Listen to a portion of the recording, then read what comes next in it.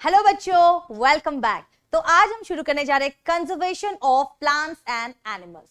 Conservation, so बेटा what do you exactly means by conservation? It is the protection of plants and animals. But उससे पहले हम क्या देखेंगे कि कंजर्वेशन करने की नौबत कैसे आई। What are the causes that leads to the conservation of the species? क्योंकि कहने को हर ऑर्गेनिजम्स एक टाइम पे बहुत ज्यादा थे, लेकिन ऐसा क्या हुआ जिसके वजह से बेटा इनको प्रोटेक्ट करने की नौबत आ गई। Then in that case we are going to study what is deforestation and what are the causes of deforestation. फिर हम देखेंगे बेटा ये जो डिफॉरेस्टेशन है इसकी कॉन्सिक्वेंसेस क्या हो सकती है, क्या इसके रिजल्ट्स हो सकते हैं, और लास्ट में हम देखेंगे बेटा कि किस तरीके से हम कंजर्व कर सकते हैं फॉरेस्ट और वाइल्ड लाइफ को। तो सबसे पहले हम शुरू करेंगे deforestation and its causes के साथ। excuse me. So first of all, what is conservation? So what is conservation? It is nothing but protection of organism or protection of anything for future generation. ठीक है, that is protection or preservation for future generation, है ना। इसी को हम क्या कहते हैं बेटा? इसी को हम कहते हैं कि conservation. Like there was a concept in the early 90s, sustainable development. बेटा एक कॉन्सेप्ट की डेवलपमेंट हुई थी, बहुत पॉपुलर हुआ था, आज भी बहुत पॉपुलर है, जिसका नाम है सस्टेनेबल डेवलपमेंट। ये जो सस्टेनेबल डेवलपमेंट है बेटा ये कंजर्वेशन के साथ बहुत ज्यादा मेल है इसका। इसका मतलब क्या है कि बेटा हमको डेवलपमेंट तो करनी है। देखो डेवलपमेंट नहीं होगा तो कोई भी चीज आगे नहीं बढ़ पाएगी। सो development is very very necessary, इसके लिए कोई डिनाई नहीं करते हैं, लेकिन हमें इस तरीके से डेवलप करनी है ताकि सब कुछ हम ही नहीं कंज्यूम करें, हमारा जो नेक्स्ट जनरेशन है उनको भी कुछ मिले। That is sustainable development. Development with the protection और with the preservation for the future, और उसी को हम कहते हैं कॉन्जर्वेशन। लेकिन बेटा इस कॉन्जर्वेशन का नौबत क्यों आया? बिकॉज ह्यूमंस ने अपने सेल्फिश रीजंस की वजह से बेटा एनवायरनमेंट को बहुत नुकसान किया। हमारे एक्सपेंशन ऑफ एग्रीकल्चर की वजह से ह्यूमन की पॉपुलेशन एक टाइम पे बढ़ने लगी, बहुत ज्यादा डबल होने लगी पॉपुलेशन जब बढ़ गई बेटा भूख गरीबी बढ़ गया, और लोग क्या करने लगे, ग्रोइंग फूड डिमांड को कंप्लीट करने के लिए बड़े बड़े ट्रीज को कट करने लगे, एरिया जो फॉरेस्ट के अंदर थे उनको क्लियर करने लगे ताकि वो वहां खेती कर सके, ताकि वो वहां रहने के लिए घर बना सके। और इसी के चलते एक बहुत ही नेगेटिव कंसेप्ट की डेवलपमेंट हुई, दैट इज डिफॉरेस्टेशन। तो डिफॉरेस्टेशन को कॉमन लैंग्वेज में हम समझने की कोशिश करें तो क्या है? In common language it is nothing but cutting down trees, or we can say cutting of trees for human needs, for agricultural purposes। ठीक है, एग्रीकल्चर के लिए काटा गया, खेती बाड़ी के लिए काटा गया, for developing houses, घर बनाने के लिए बेटा, शेल्टर बनाने के लिए काटा गया, इंडस्ट्रीज के सेटअप के लिए काटा गया, फॉर डेवलपिंग इंडस्ट्रीज।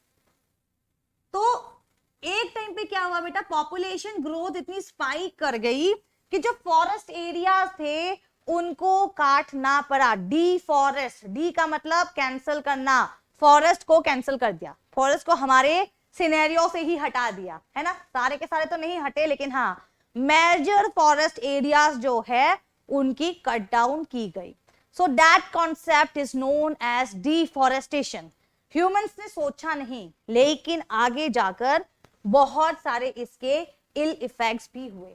अब बेटा बात करें कॉजेज ऑफ डिफॉरेस्टेशन, तो क्या क्या कॉजेज हो सकते हैं डिफॉरेस्टेशन की? सबसे पहला कॉज होगा सेटिंग अप इंडस्ट्रीज, राइट, तो सेटिंग अप न्यू इंडस्ट्रीज, ये एक कॉज हो गया डिफॉरेस्टेशन का। सेकंड कॉज क्या होगा बेटा? Second cause will be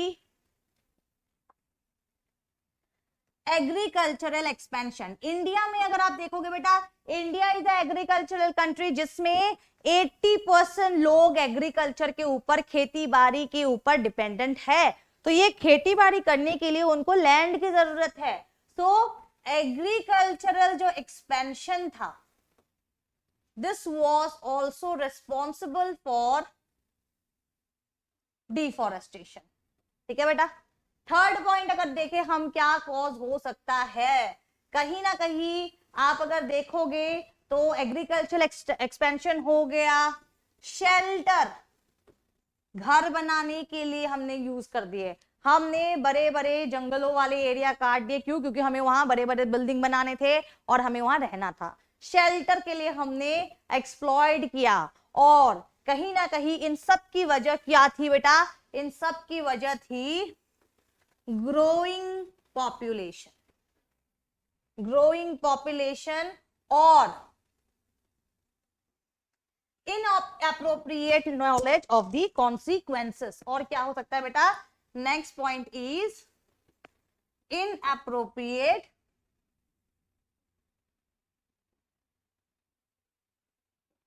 knowledge of consequences। हमने सोचा ही नहीं कभी कि इसके कॉन्सिक्वेंसेस क्या हो सकते हैं। तो डिफॉरेस्टेशन के कॉजेस क्या था बेटा? एक तो इंडस्ट्रीज के एक्सपैंड होना, इंडस्ट्रियल रेवोल्यूशन आया था यूरोप में, आपको पता है। ब्रिटिश जब यहां आए थे तो उन्होंने इंडिया में भी बहुत सारे ट्रीज कट डाउन किया था, राइट। चिपको मूवमेंट, आप सबको पता होगा चिपको मूवमेंट के बारे में। तो ये क्या था बेटा? हमारे गढ़वाल रीजन का एक कहानी थी जिसमें लोग ट्रीज नहीं कटवाना चाहते। तो लोग क्या करते थे, जो भी हमारे ब्रिटिशर्स थे वो ट्रीज को ना कट कर पाए, इसीलिए वो जाकर ट्रीज के साथ चिपक जाते थे। That is a Chipko movement. तो इस तरीके के बहुत सारे मूवमेंट्स भी हुए थे लोकल पीपल और हमारे गवर्नमेंट के बीच में। तो क्यों? ताकि वो फॉरेस्ट को डिग्रेड ना करे। बट स्टिल एक टाइम ऐसा आया था, huge trees were cut down for setting up new industries, for agriculture, for shelter, growing population demand के नीड्स को कम करने के लिए। प्लस कभी किसी ने सोचा ही नहीं था कि इसकी कॉन्सिक्वेंसेस क्या हो सकते हैं। हमने क्या सोचा, अरे पेड़ ही तो है, काट देंगे क्या होगा। लेकिन उसके कॉन्सिक्वेंसेस हुए। बहुत साल बाद उसके रिजल्ट्स हमें दिखाई दिया। किस फॉर्म में दिखाई दिया बेटा? हमें दिखाई दिया in the form of global warming. Global warming के फॉर्म में हमको दिखाई दिया, जिसमें क्या हुआ? जिसमें बेटा हमारे जो ग्लेशियर्स थे वो मेल्ट होने लगे। ग्लेशियर्स के मेल्ट होते ही क्या हुआ बेटा? वाटर टेबल जो है वो इंक्रीज होने लगे। सो ग्लोबल वार्मिंग के फॉर्म में हमें उसके रिजल्ट्स दिखाई दिए, हमें उनके कॉन्सिक्वेंसेस दिखाई दिया। नेक्स्ट हमें क्या दिखाई दिया बेटा? हमें ड्राउट्स दिखाई दिए, नेचुरल कैलेमिटीज हमें दिखाई दिया, like droughts, like floods. That means एक जो बारिश की साइकिल थी वो खराब हो गई। पहले क्या था बेटा? टाइम टू टाइम बारिश होती थी, टाइम टू टाइम हमारे थोड़ी सी सूखी कंडीशन होती थी। लेकिन कुछ हमारे ऐसे नेचुरल कैलेमिटीज भी बने डिफॉरेस्टेशन के वजह से, जिसकी वजह क्या हुआ बेटा? सूखी पड़ गई। बारिश का जो पैटर्न था खत्म हो गया। क्यों? क्योंकि जितने पेड़ होंगे, जितने ट्रीज होंगे, जितनी वेजिटेशन होगी, उतनी ही उस जगह की हवा प्योर होगी, उतनी ही वहां रेनफॉल होगी। लेकिन जब ट्रीज ही नहीं होंगे तो बेटा रेनफॉल क्या करेगी? रेनफॉल का पैटर्न भी गड़बड़ हो जाएगा। सो नेचुरल कैलेमिटीज जो है वो बढ़ गए। फार्मर्स सुसाइड करने लगे, मर गए। क्यों? क्योंकि उनके फसल जो है सूख गए, तो उनको बहुत इकोनॉमिक लॉस भी हुआ। तो these are the consequences of desertification. Next क्या हुआ? Next is the desertification. Desertification का मतलब है कि नॉर्मल लैंड का बेटा बंजर जमीन में ट्रांसफॉर्म हो जाना। नॉर्मल लैंड में अच्छी खासी आप कोई भी फसल उगाओ, उग जाता है। लेकिन बेटा जब डिफॉरेस्टेशन हुआ, it ultimately results in the concepts like desertification, जिसमें क्या हुआ? बहुत से एरियाज हमारे बंजर जमीनों में कन्वर्ट हो गया। उनकी फर्टिलिटी जो नेचुरल एक प्रोसेस था बेटा वो खत्म हो गया।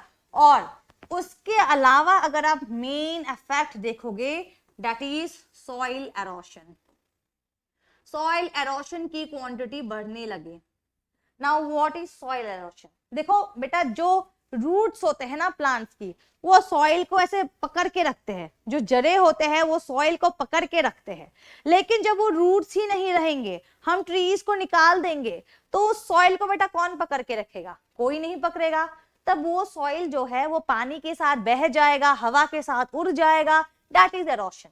एरोशन का मतलब है कि सॉइल जो है, ऊपर का जो सॉइल है वो मूव हो गया है, पानी के साथ बह के कहीं निकल गया है, या हवा के साथ कहीं चला गया है। That is erosion.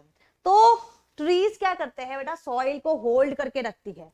जब डिफॉरेस्टेशन हुआ, सॉइल को होल्ड करने वाली वो कैपेसिटी खत्म हो गई, रूट्स खत्म हो गए, सॉइल ढीला हो गया, कहीं पे वो उड़ के चला गया, जिसके वजह से क्या हुआ?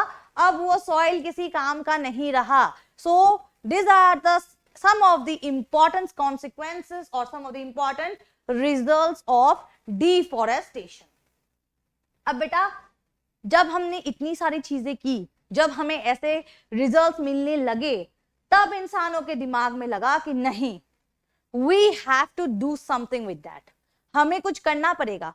हम ऐसे recklessly trees cut down नहीं कर सकते। We have to conserve it. हमें कुछ ऐसी स्ट्रेटेजी अपनानी पड़ेगी कि हम यूज भी करें कुछ हद तक चीजें, लेकिन कुछ हद तक चीजें हम कंजर्व भी करें। क्यों? क्योंकि बेटा ट्रीज है, एनवायरमेंट है, तो हम हैं। ट्रीज नहीं है, एनवायरमेंट नहीं है, तो हम नहीं है। एंड उसके बाद एक कॉन्सेप्ट की डेवलपमेंट हुई, that is sustainable development, that is conservation. So why we need to conserve? We need to conserve only for ourself, only for the future generation. किस लिए हमें कंजर्व करना है बेटा? फ्यूचर जनरेशन के लिए कंजर्व करना है, फॉर फ्यूचर जनरेशन। सबसे पहला पॉइंट तो ये है। ऐसा नहीं कि सब हम ही यूज करके हमारे साथ ही पूरी पृथ्वी खत्म हो जाए। नेक्स्ट हमें क्यों कंजर्व करना है बेटा? To maintain the balance in the environment, to maintain the balance. क्योंकि देखो, अगर ट्रीज नहीं होगा तो इस दुनिया में कोई भी ऑर्गेनिज्म नहीं रह पाएंगे। तो उस बैलेंस को मेंटेन करने के लिए बहुत जरूरी था चीजों के कंजर्वेशन करना। और बेटा सिर्फ सॉइल ही नहीं, दुनिया में इस पूरी एनवायरनमेंट में हर चीज एक दूसरे के साथ कनेक्टेड है। मान लीजिए, लेट अस अज्यूम कि आज सारे के सारे बर्ड्स मर गए, तो बेटा जब सारे के सारे बर्ड्स मर जाएंगे ना, तो इंसेक्ट की पॉपुलेशन इतनी बढ़ जाएगी कि हमारा जीना हराम हो जाएगा। ठीक है? तो हर चीज एक दूसरे के साथ कनेक्टेड है। मान लीजिए कि मैं आपको एक कॉमन सिंपल सा एग्जांपल देती हूं। ये एक इंसेक्ट है, ठीक है? इंसेक्ट को बेटा कौन खाते हैं? बर्ड्स, ठीक है? और वी कैन से बर्ड, जैसे कि हम हैन मान ले, डक मान ले, ह्यूमंस खाते हैं तो ह्यूमंस खाते हैं। बहुत ज्यादा लंबा एग्जांपल नहीं दूंगी मैं, बहुत सिंपल एग्जांपल दूंगी। अब मानो कि यहां से इंसेक्ट सारे के सारे मर गए, हमने ऐसे इंसेक्टिसाइड्स लगाए कि सारे के सारे इंसेक्ट्स मर गए, या हमने सारे प्लांट्स काट दिए, बेचारे इंसेक्ट्स को पत्ते वत्ते खाने के लिए कुछ नहीं मिला, वो भूखे मर गए। मर गए इन द सेंस कि कंप्लीटली खत्म ही हो गए, दुनिया में अब इंसेक्ट है ही नहीं। तो क्या होगा बेटा? अल्टीमेटली बर्ड्स जो है ये भूखा रहने लगेंगे और ये भी एक टाइम में मर जाएंगे, है ना? अब बर्ड्स को हम खाते थे, अब बर्ड्स मर गए तो कहीं ना कहीं हम भी भूखे रहने लगेंगे, हम भी मर जाएंगे। ये मैं बस एक सिंपल आपको एग्जांपल दे दी। तो इस पूरे एनवायरमेंट में बेटा हर चीज एक दूसरे से कनेक्टेड है। एक चीज कंप्लीटली गायब हो जाएगा ना, तो कहीं ना कहीं बैलेंस बिगड़ेगा जरूर। तो इसीलिए इसी के चलते कंजर्वेशन वाला कॉन्सेप्ट की डेवलपमेंट हुई। ये मेंटेलिटी डेवलप हुआ कि हमें चीजों को कंजर्व करना है, हमें चीजों को फ्यूचर जनरेशन के लिए रखना है। और कंजर्वेशन हम कैसे करेंगे? कंजर्वेशन बेटा हम अलग अलग लेवल पे कर सकते हैं। हम कंजर्वेशन लोकल लेवल पे कर सकते हैं, जैसे कि हम अपने घरों के आसपास अगर कोई जंगल वंगल है तो वहां के लोकल पीपल के साथ काम कर सकते हैं, हम एनजीओ वगैरह में पार्टिसिपेट कर सकते हैं। So we can conserve at local level also. जरूरी नहीं है आपको गवर्नमेंट एम्प्लॉय बनना पड़ेगा इसको कंजर्व करने के लिए। You can conserve at local level with local people, ठीक है? with the local people by joining some NGO and institutions। हम लोकल लेवल पे काम कर सकते हैं। जैसे कि मैं दिल्ली में मैं कोशिश कर सकती हूँ कि कुछ बर्ड्स को मैं शेल्टर दे दूं, उनको खाना दे दूं, या इस टाइप की कुछ चीजें मैं कर सकती हूँ, right? That is a type of conservation. National level पे हम कर सकते हैं बेटा, जैसे कि आप किसी फॉरेस्ट डिपार्टमेंट में आपने ज्वाइन कर लिया, पूरी नेशन के अलग अलग स्पीसीज के ऊपर आपने काम किया, आपने उनकी कंजर्वेशन के लिए काम किया गवर्नमेंट एम्प्लॉय की तरह, so we can obviously participate in a national level. International level पे भी हम काम कर सकते हैं, जैसे कि बेटा कुछ चीजें ऐसी होती है एक कंट्री अकेले नहीं कर पाएगा। हिमालय, एग्जाम्पल देती हूँ मैं आपको हिमालय का। हिमालय अगर आप देखोगे बेटा, इंडिया से शुरू होके पाकिस्तान, चाइना, हर कहीं है, तो पूरी हिमालय की प्रिजर्वेशन जो है इंडिया अकेले नहीं कर पाएगा। लद्दाख, लद्दाख जो है बेटा वो क्या है, कोल्ड डेजर्ट के अंदर आता है, ज्योग्राफी में आपने पढ़ा होगा, कोल्ड डेजर्ट के अंदर आता है।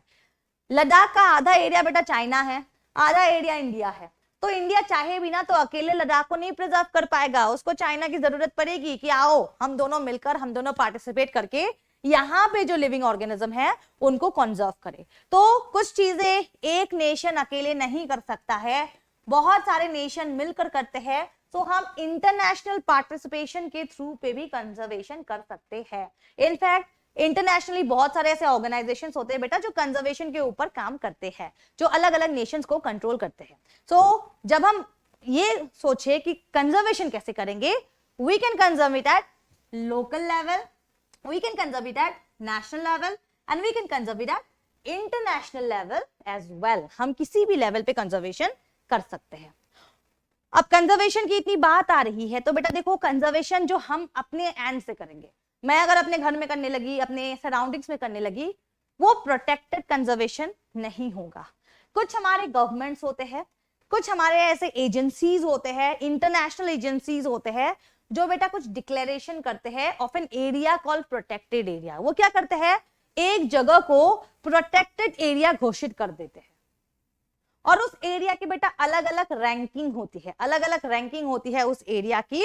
और रैंकिंग अगर हम देखें, there are 3 type of rankings that is given in our NCERT. सबसे पहला जो है ये क्या है, एक वाइल्ड लाइफ सेंचुरी है, ठीक है। पहला रैंकिंग क्या है, वाइल्ड लाइफ सेंचुरी है।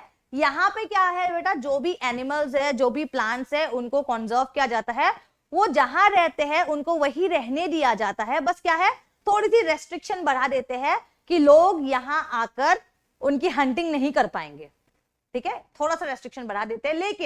लेकिन बेटा जो लोकल पीपल होते हैं वो अलाउड होते हैं। लोकल पीपल अपने बैल, गाय, उनको वहां ले जा सकते हैं उस सेंचुरी में, या लोकल पीपल बेटा वहां से फ्रूट वगैरह खाना चाहे तो खा सकते हैं। लोकल पीपल की थोड़ी बहुत पार्टिसिपेशन आपको वाइल्ड लाइफ सेंचुरी में मिलेगा। ये पहला कैटेगरी है ऑफ प्रोटेक्टेड एरियाज। याद रखिए तीनों के तीनों क्या है बेटा, all 3 of them are protected areas. ये सारे के सारे प्रोटेक्टेड एरियाज है जो गवर्नमेंट के अंदर होता है, डिक्लेयर्ड एरियाज होते हैं, लेकिन तीनों के लेवल अलग अलग होते हैं। वाइल्ड लाइफ सेंचुरी में थोड़ी सी अलाउंस है, लोकल पीपल आ सकते हैं, थोड़ा सा पार्टिसिपेट कर सकते हैं, ठीक है। नेशनल पार्क में ऐसा कुछ नहीं होता, नेशनल पार्क में लोगों की एंट्री होती नहीं है, लोकल लोगों की, लोकल लोग ऐसा काम नहीं कर सकते हैं। प्लस क्या होता है, यहाँ पे ये वो एरियाज है जहां पे वाइल्ड लाइफ को एकदम खुला छोड़ दिया जाता है उनके नेचुरल हैबिटेट्स में। वाइल्ड लाइफ अपने मर्जी से, उनकी मूवमेंट को चेक नहीं किया जाता, वो अपने मर्जी से अपने हैबिटेट में मस्त रहते हैं, ठीक है। और एग्जाम्पल में अगर आप देखेंगे, Gir national park, there are many national park, जिसके मैंने मेंशन भी किया है, बस यहाँ पहले हम डेफिनेशंस को समझने की कोशिश करेंगे। तो बेटा गिर नेशनल पार्क क्या है, ये एक ऐसा नेशनल पार्क है जिसमें ऑर्गेनिजम्स को उन्हीं के जगह पर, उन्हीं के नेचुरल हैबिटेट पर कंजर्व किया जाता है। थर्ड कैटेगरी आता है बायोस्फीयर रिजर्व। ये क्या होता है बेटा, ये एक पूरा लार्जर एरिया होता है। Biosphere reserve is a large area. इसमें क्या होगा, इसमें एक पूरी एरिया के ऑर्गेनिजम्स को कंजर्व किया जाएगा। सो इट इज, याद रखिए, लार्जर एरियाज है। कंजर्वेशन के पॉइंट ऑफ व्यू से देखें तो यहाँ wild life, plant, animal, plus उनकी जो ट्राइबल लोग होते हैं उनकी भी कंजर्वेशन को यहाँ इंपॉर्टेंस दिया जाता है। सो कहने का मतलब यह है, देखिए बेटा छोटे छोटे जो पॉकेट्स है, सिंपल लैंग्वेज में समझने की कोशिश करें तो ये देखिए एक साइड ए है, ये साइड बी है, ये जो छोटे छोटे एरियाज है इनको हम कहेंगे वाइल्ड लाइफ सेंचुरी। ऐसे बेटा बहुत सारे एरियाज के मिलकर एक एरिया बनेगा, that is our national park, ठीक है। और कभी कभार क्या होता है कि पूरी की पूरी एरिया, जैसे कि मान लीजिए पूरी की पूरी हमारे हिमालय को एक हॉटस्पॉट माना जाता है, एक बायोस्फीयर रिजर्व माना जाता है। तो बायोस्फीयर रिजर्व क्या है, उसकी डायमीटर ज्यादा है, उसमें एरिया ज्यादा है। जैसे कि मानिए ऐसे कि बहुत सारे नेशनल पार्क मिलकर क्या होगा बेटा, एक हमारे बायोस्फीयर रिजर्व बनेगा। So it's just a change in the area. Example के लिए देखिए, पंचमरही बायोस्फीयर रिजर्व का एग्जाम्पल हमारे बुक में दिया गया है। इसमें क्या है बेटा, एक नेशनल पार्क है सतपुरा नेशनल पार्क, इसके अंदर क्या है बेटा, 2 वाइल्ड लाइफ सेंचुरीज है, बोरी एंड पंचमरही। दैट मींस ये बायोस्फीयर रिजर्व जो है इसमें नेशनल पार्क भी होंगे, वाइल्ड लाइफ सेंचुरी भी होंगे, बहुत बड़ा एक एरिया होगा। सो तीनों के तीनों क्या है बेटा, प्रोटेक्टेड एरियाज है। गवर्नमेंट ने इनको प्रोटेक्टेड डिक्लेयर कर दिया है। क्यों? क्योंकि यहाँ के जो एनिमल्स है वो खास है, प्लस तीनों के तीनों में एरिया का डिफरेंस है। वाइल्ड लाइफ सेंचुरी छोटे होते हैं थोड़े से, national park are bigger as compare to sanctuaries, and biosphere reserve की एरिया सबसे ज्यादा होती है। एक तो एरिया का डिफरेंस है, सेकंड क्या है, थोड़ा बहुत लोगों की मूवमेंट वाइल्ड लाइफ सेंचुरी में अलाउड है, जबकि नेशनल पार्क्स में अलाउड नहीं है, ठीक है। And coming to the examples, there are many examples of national park and wild life sanctuary, इसके बारे में भी हम डिस्कस करेंगे। लेकिन उससे पहले एक इंपॉर्टेंट पॉइंट का डिस्कस होना बहुत जरूरी है, what is flora, what is fauna. बेटा सिंपल लैंग्वेज में समझने की कोशिश करें तो flora is nothing but plants, ठीक है। It is the plants of an area. ये एरिया कुछ भी हो सकता है, कोई जंगल हो सकता है, कुछ भी हो सकता है, नेशनल पार्क कुछ भी हो सकता है, फ्लोरा। और फौना के बारे में अगर हम बात करें, it is nothing but animals, it denotes the animals of an area, ठीक है। क्लियर है पॉइंट? फ्लोरा एंड फौना क्या है?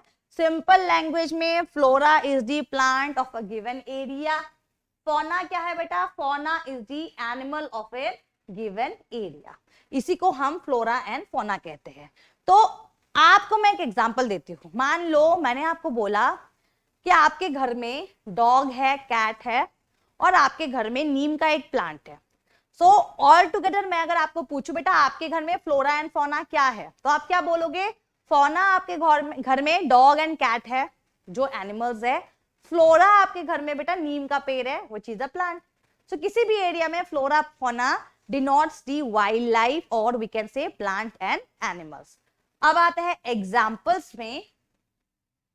तो first of all this are the examples of wild life sanctuary, जैसे कि भारतपुर वाइल्ड लाइफ सेंचुरी जो कि एक बर्ड सेंचुरी है। दैट मींस यहाँ पे कंजर्वेशन का मेन पॉइंट क्या है, बर्ड्स आते हैं, उन बर्ड्स को कंजर्व करना है। और ये भारतपुर कहाँ है बेटा? राजस्थान में है।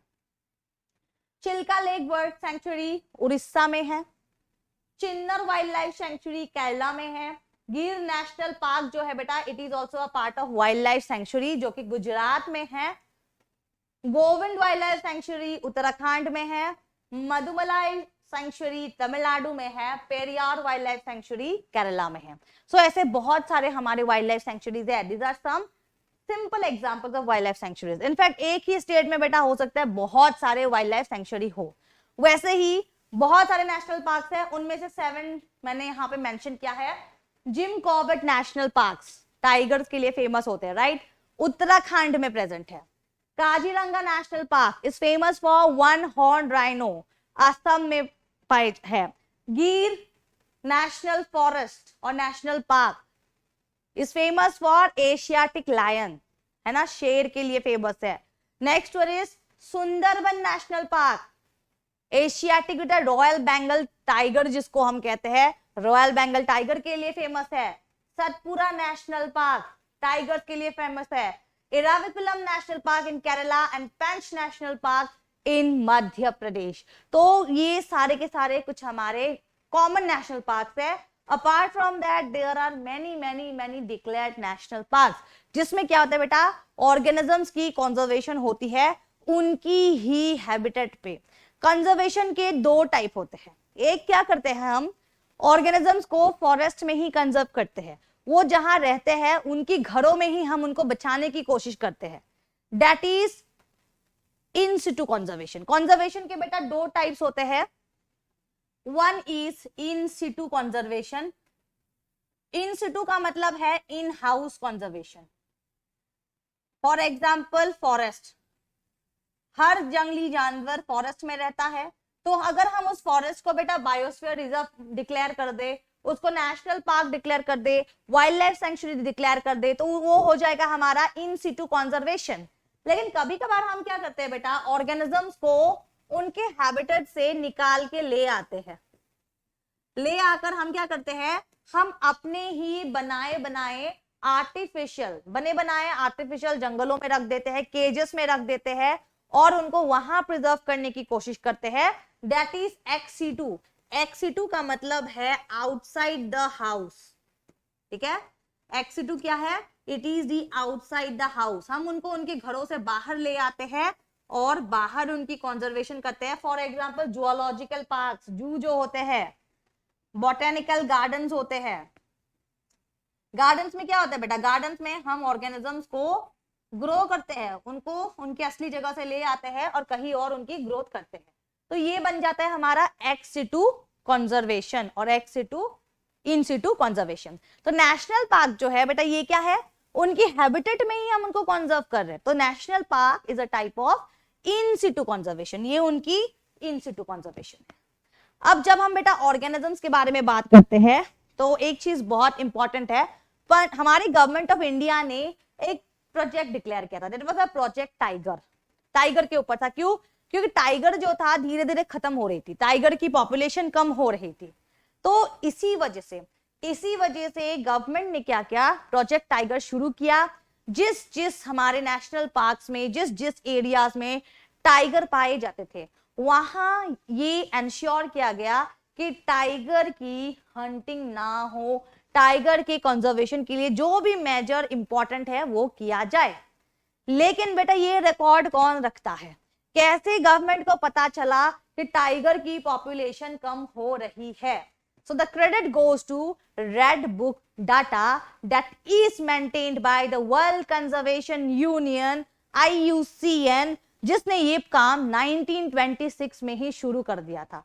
तो IUCN बेटा एक इंटरनेशनल ऑर्गेनाइजेशन है जो एक किताब मेंटेन करता है जिसका नाम है रेड बुक डाटा सिंस 1926। और इसमें क्या होता है बेटा, वो अलग अलग देशों के अलग अलग रीजन्स के एनिमल्स या किसी भी ऑर्गेनिज्म, एनिमल प्लांट कुछ भी हो सकता है, उनकी स्टडी करते हैं। स्टडी करके वो एक एवरेज निकालते हैं कि ये जो ऑर्गेनिज्म है बहुत ज्यादा है, धीरे धीरे कम होने लगा है, बहुत कम हो गया है या खत्म हो गया है। तो उन्होंने अलग अलग कैटेगरीज बना दी है, आप देख सकते हो इनके अलग अलग कैटेगरीज। सबसे पहला कैटेगरी है एक्सटिंक्ट, खत्म हो गया है, अब वो है ही नहीं, जैसे कि एग्जांपल डायनासोर है ही नहीं, है ना, खत्म हो गए हैं। तो ऐसे ऑर्गेनिजम्स को, ऐसे एनिमल प्लांट्स को उन्होंने एक्सटिंक्ट में डाल दिया है। Next category is regionally extinct. इसका मतलब है कि वो हो सकता है दूसरे एरियाज में पाए जाते हो, लेकिन कुछ स्पेसिफिक एरिया से वो खत्म हो गए, दैट इज रीजनली एक्सटिंक्ट। कुछ होते हैं extinct in wild, that means वो अपने लोकल हैबिटेट में जहां वो पाए जाते थे वहां खत्म हो गए हैं, लेकिन कुछ स्पीसीज है जो कहीं और कंजर्व्ड है, this are extinct in wild, और उनके लोकल हैबिटेट में वो खत्म हो गए हैं लेकिन इंसानों ने उनको कहीं और ग्रो करके रखा हुआ है, that is extinct in wild. Critically endangered का मतलब है बहुत जल्दी खत्म होने वाला है, बहुत जल्दी, that is the critically endangered. जैसे कि वल्चर, बेटा वल्चर आजकल किसी को नहीं दिखता, वल्चर खत्म होने लगे हैं, सो ये क्या है, क्रिटिकली एंडेंजर्ड है। एंडेंजर्ड का मतलब है बेटा कि अब ये खत्म होने के लाइन में जा रहा है, बहुत ज्यादा तो नहीं लेकिन हाँ खत्म होने के लाइन में जा रहा है। जैसे कि हमारे tiger, they are endangered. Wild buffalo endangered है वो। वल्नरेबल, वल्नरेबल का मतलब है कि बेटा पॉपुलेशन ठीक ठाक है लेकिन देयर इज अ चांस कि फ्यूचर में इनकी पॉपुलेशन कम हो जाए। तो ये ऑरेंज लाइन, जैसे कि कोविड-19 में लाइंस हो रहा है ना, yellow line, then red light, अलग अलग हमारे सिग्नल्स आ रहे हैं कोविड के भी, तो बेटा इनके भी सिग्नल्स होते हैं। वल्नरेबल इज अ सिग्नल कि ये खत्म होने वाले हैं, इनको ध्यान दो। Next is nearly threatened. Nearly threatened का मतलब है this is the first warning signal कि इनकी पॉपुलेशन में गड़बड़ी होने लगी है, ये फ्यूचर में खत्म हो सकते हैं। लीस्ट कंसर्न का मतलब है बेटा कि ये बहुत ज्यादा है, ये कभी खत्म होंगे ही नहीं। जैसे कि इंसेक्ट्स, इंसेक्ट्स में भी ऑब्वियसली कुछ हमारे स्पीसीज होते हैं जो खत्म हो रहे हैं, लेकिन इंसेक्ट्स में एग्जांपल ले लो मॉस्क्यूटो, लीस्ट कॉन्सर्न है, किसी को फर्क नहीं पड़ता मॉस्क्यूटो से। क्यों? अरे पॉपुलेशन उनकी इतनी ज्यादा है, कौन उन पे इंटरेस्ट डालेगा? नहीं डालेगा। सो दे आर टोटली सेफ, उनकी एक्सटिंक्शन नहीं होने वाली है, that is least concern. Data deficient का मतलब है ऐसे एनिमल्स, ऐसे प्लांट्स जिसकी स्टडी नहीं की गई है। IUCN ऑब्वियसली वो भी एक ऑर्गेनाइजेशन है, हर किसी की स्टडी नहीं कर सकता, तो जिसकी स्टडी नहीं किया है दैट इज डाटा डेफिशिएंट, या जिसकी कभी वो जो कोई कभी उनके नोटिस में ही नहीं आया दैट इज नॉट एवेल्यूएटेड। तो आप देख सकते हो उन्होंने क्या किया है, इस किताब में बहुत सारे बेटा कैटेगरीज बना दी है, बहुत सारे कैटेगरीज बना दिए हैं, और वो क्या करते हैं, एक रिकॉर्ड मेंटेन करते हैं, that is the red book data. जैसे कि हम टाइगर की बात करें तो टाइगर क्या है बेटा, टाइगर इज थ्रेटेंड, थ्रेटेंड है, ये खत्म होने वाला है। Similarly this is the wild buffalo. Wild buffalo क्या है, वाइल्ड बफेलो बेटा एंडेंजर्ड है। एंडेंजर्ड का मतलब है कि ये नेक्स्ट टू एक्सटिंक्शन है, अब कुछ दिन बाद क्रिटिकली एंडेंजर्ड होंगे, मतलब एकदम फ्यू स्पीसीज बचे रहेंगे फिर खत्म हो जाएंगे। सो ये जो पूरी की पूरी डाटा है वो रेड बुक डाटा मेंटेन करती है, जो एक ऑर्गेनाइजेशन है IUCN, that is responsible for it and it is an international organization. अब बुक में डेफिनेशन है about the endangered organism.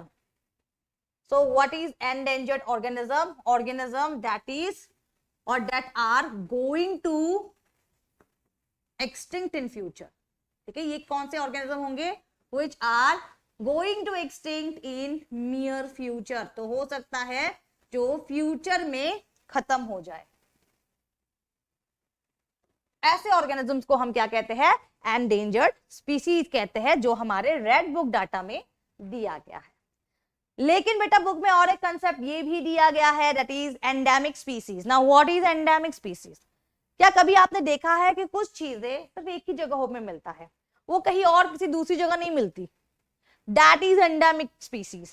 कुछ ऑर्गेनिज्म ऐसे होते हैं जो सिर्फ एक ही जगह में मिलती है, वो एक ही जगह पे जिंदा रह सकती है, उनको कहीं किसी और ले जाओ मर जाएंगे। So those organisms that are specific to an area, specific to an region are known as endemic species. So क्या है, they are species, so ये क्या है, they are species that are found in an area and they are not found in any other area. वो उस area के लिए exclusive होते हैं। एंड अगेन वो बेटा प्लांट भी हो सकते हैं, एनिमल भी हो सकते हैं। रिमेंबर, जैसे कि हमारे बुक में एग्जांपल क्या दिया था, माधव जी ने साल ट्री और बेटा वाइल्ड मैंगो दिखाया था, जो सिर्फ और सिर्फ पंचमरही में ही मिलता है, वो कहीं और नहीं मिलता है। आपके शहर में, आपके गांव में भी ऐसे कुछ फ्रूट्स होंगे, ऐसे कुछ एनिमल्स होंगे जो सिर्फ और सिर्फ आप ही के शहर, आप ही के गांव में मिलते होंगे। वैसे ऑर्गेनिजम्स क्या है बेटा, दोज आर एंडेमिक ऑर्गेनिज्म। इसके अलावा bison, Indian giant squirrel are some examples of endemic species, जो सिर्फ और सिर्फ एक ही लोकेशन में पाई जाती है और वो कहीं और नहीं पाई जाती है। अब बेटा आपने नोटिस किया होगा मैं तब से स्पीसीज स्पीसीज स्पीसीज स्पीसीज कर रही हूँ। What is species? ये स्पीसीज होता क्या है? तो याद रखिए, किसी भी ऑर्गेनिज्म अगर हम साइंटिफिकली देखें तो किसी भी ऑर्गेनिज्म के बेटा पॉपुलेशन का जो एक ग्रुप होता है, जो बिल्कुल सेम होते हैं, खाना पीना रहना रिप्रोडक्शन बिल्कुल सेम होते हैं, that group of population, that group of organism is known as species. जैसे कि हम ह्यूमंस, आप भी अलग हो, मैं भी अलग हूं, आप किसी दूसरे, आप कोई दूसरा लैंग्वेज बोलते होंगे, मैं कोई दूसरा लैंग्वेज बोलती होंगी, लेकिन बेटा ओवरऑल हम सेम है। आपके भी दो आंखें हैं, दो हाथ है, दो पैर है, आप भी मुंह से ही बोलते हो, कान फिर ब्रेन से काम करते हो, कानों से सुनते हो, मैं भी वही करती हूँ। प्लस बेटा ह्यूमन में अगर आप देखोगे ओवरऑल कुछ बहुत कॉमन कैरेक्टरिस्टिक्स है, तो ऐसे ग्रुप ऑफ इंडिविजुअल्स को, ऐसे ग्रुप ऑफ पॉपुलेशन को हम कहते हैं species. So it is a group of population which are capable of interbreeding, plus क्या हो सकता है, इनके बीच रिप्रोडक्शन इंटरब्रीडिंग हो सकते हैं। इस टाइप के ऑर्गेनिजम्स को हम कहते हैं स्पीसीज। अब देखो बंदर और ह्यूमन, हम अपने आप को सेम स्पीसीज नहीं कह सकते, हम ये कह सकते हैं कि कहीं ना कहीं कुछ सिमिलरिटीज है हमारे में, लेकिन हम सेम स्पीसीज नहीं है। क्यों? क्योंकि बंदर और हम इंटरब्रीड नहीं कर सकते हैं, they are somewhat different from us, right? तो इसलिए there are differences between species and human as well. अब बेटा यहाँ पे एक बहुत इंपॉर्टेंट कंसेप्ट माधव जी ने हमको बताया through NCERT, that is migration.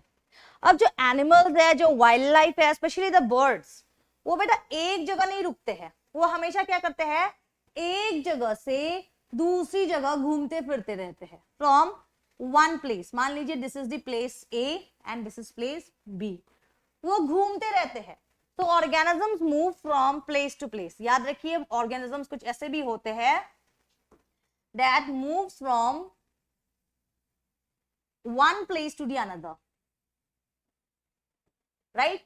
वो एक दूसरे से, एक जगह से दूसरी जगह जाते हैं। क्यों जाते हैं? वन प्लेस टू अनदर क्यों जाते हैं? ऐसा क्या जरूरत पड़ जाता है उनको कि जंगल के एक कोने से या एक जंगल से दूसरे जंगल, इनफैक्ट कंट्रीज, आपको पता होगा ऑस्ट्रेलिया वगैरह से माइग्रेटरी बर्ड्स आते हैं इंडिया में। सो ऐसे कैसा होता है कि वो एक जगह से दूसरी जगह मूव करते हैं due to food, due to shelter, और we can say due to winters. बेटा मैं अपने लाइफ टाइम की एक एक्सपीरियंस बताती हूँ। When I was small, I was in class 10, मैं अपने घर के सामने बैठी हुई थी and there was a migratory bird and I still remember the size of that bird is very huge, बहुत ह्यूज था वो। अचानक से उड़ के आया, पूरा एक ग्रुप था and I guess there were 12 birds, पूरा एक ग्रुप था, और in fact more than 12, I don't remember, but that bird fell into a tree in front of me. Tree में जो गिरा इतना हैवी था, ट्री के ब्रांचेस टूट के वो सीधा नीचे गिरा। वहां पे वो बेटा 1 घंटे तक वही पड़ा रहा। After that the group came again and he flew away, that bird flew away. So ये जो माइग्रेटरी बर्ड था बेटा, later in my life when I was doing MSc, मुझे पता चला कि actually it is an Australian species that came to my place or a wildlife sanctuary that is known as, is very famous, right? So that was my lifetime experience, that I experienced a bird like that, जो कि एक migratory था। In fact मेरे घर के पास ही बेटा एक wild life century था called deeper bill wild life century, mainly it was a bird sanctuary. तो ये जो बर्ड था मेरा माइग्रेटरी, वो एक्चुअली उस बर्ड सेंचुरी में आ रहा था। So yeah definitely there is a time जहां पे बहुत दूर दूर तक बेटा आते हैं, क्योंकि विंटर्स अगर आप देखोगे ना, वेस्टर्न कंट्रीज में विंटर बहुत ज्यादा डेंजरस होता है, बहुत ठंड होती है। तो बर्ड क्या करते हैं, they use to flee towards the neighbouring areas, जहां पे वो जा सकते हैं, जहां पे वो सरवाइव कर सकते हैं विंटर्स को, वैसे एरियाज पे वो आ जाते हैं। तो ऑर्गेनिजम्स क्या करते हैं बेटा, they use to migrate from one place to another due to food, shelter और due to environmental condition. Environmental condition की वजह से भी वो मूव करते हैं and this process is known as migration. ये जो उनकी मूवमेंट होती है from one place to another due to shelter, food और whatever might be the reason, that is known as migration. और ये माइग्रेशन क्या करता है बेटा, दे एंश्योर्स लिविंग, ये उनको जिंदा रहने के लिए हेल्प करते हैं। So this is a very very important part, specially in terms of birds. बेटा डिफॉरेस्टेशन के बारे में जब हमने स्टडी की थी, हमने एक चीज वहां स्टडी नहीं की थी, that is the use of paper. हम अपने घरों में पेपर यूज करते हैं, हम पढ़ने के लिए पेपर यूज करते हैं, we use paper for different purposes, right? लेकिन आपको पता है पेपर बनता कैसे है? पेपर बनता है बहुत सारे ट्रीज के ट्रंक से, पेपर हमारे ट्रीज से ही बनते हैं। तो कहीं ना कहीं अगर हम पेपर्स को रिसाइकल करेंगे, क्यों? Because paper making is also a part of deforestation.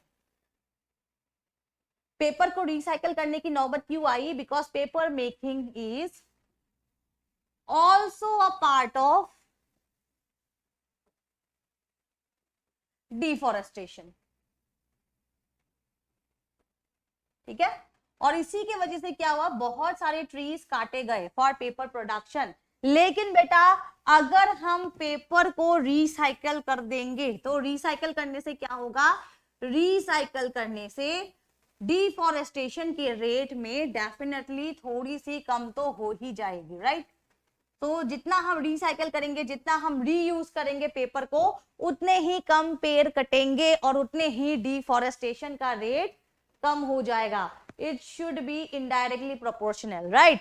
So recycle is indirectly proportional to deforestation। indirectly proportional क्यों है, क्योंकि बेटा पेपर हम जितने रिसाइकल करेंगे उतने ही डिफॉरेस्टेशन की रेट कम होगी। क्यों, क्योंकि पेपर के लिए जो पेड़ कट रहे थे वो कटना बंद हो जाएगा। इसके अलावा आजकल इलेक्ट्रॉनिक जमाना है, तो people use for electronic media also, which is obviously a good point. कहीं ना कहीं ये गुड पॉइंट है, हर चीज की अच्छाई और खराब होती है। So we can look at the advantage of electronic media as well. ये भी कहीं ना कहीं क्या करिए बेटा, ये भी कहीं ना कहीं पेपर के डिपेंडेंसी को थोड़ा सा तो कम कर रही है। So the last part is reforestation। What is reforestation? Reforestation is the opposite of deforestation. इस पे अब हमको करना क्या है, हमको रिस्टोर करना है नेचर को। Restore of trees or restoring of forest, that is known as reforestation।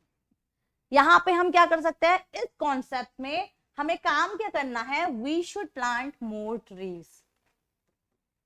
हमें ज्यादा से ज्यादा जितना पॉसिबल है हमें प्लांटिंग करनी है। इनफैक्ट अगर हम एक ट्री कट कर रहे हैं, we should plant 2 more trees in place of it। That concept is reforestation। इससे क्या होगा बेटा, इससे हम यूज भी कर सकते हैं, प्लस हम क्या कर रहे हैं, एनवायरमेंट के बैलेंस को बहुत ज्यादा बिगड़ने भी नहीं दे रहे हैं।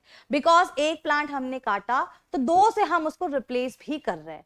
तो by using such norms also we can protect our environment at least to some extent. Definitely थोड़ा सा एक्सटेंट तक तो हम कर सकते हैं।